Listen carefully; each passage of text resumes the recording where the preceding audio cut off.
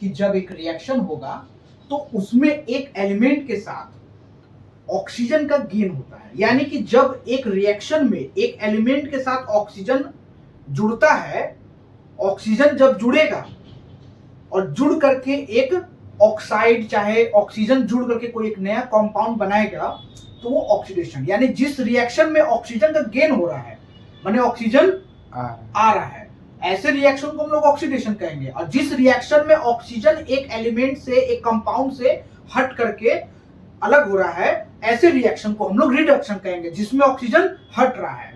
उसके बाद देखिए ये एक एग्जांपल हमने लिया है, यहां आपका कॉपर ऑक्साइड है, ये कंपाउंड है कॉपर ऑक्साइड। कॉपर ऑक्साइड में से जब आपका कॉपर ऑक्साइड हाइड्रोजन गैस के साथ जब रिएक्ट करता है तो ऑक्सीजन, देखिए यहां ऑक्सीजन क्या हो गया, यहां से ऑक्सीजन क्या हो गया, हट गया, हट करके हाइड्रोजन के साथ आ गया। तो यहां पहले ये है आपका रिएक्टेंट, ये सब क्या होते हैं, रिएक्टेंट होते हैं, ये रिएक्टेंट है। अब समझने वाली बात यह है कि कॉपर ऑक्साइड जब हाइड्रोजन के साथ रिएक्ट किया तो ऑक्सीजन जो है इसमें से अलग हो गया और हाइड्रोजन के साथ ऑक्सीजन जाके ऐड हो गया।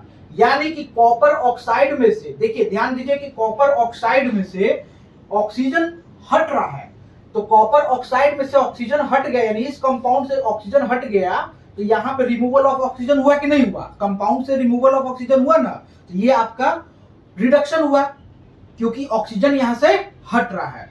कंपाउंड में से जब ऑक्सीजन हटेगा तो ये रिडक्शन हो गया, रिडक्शन।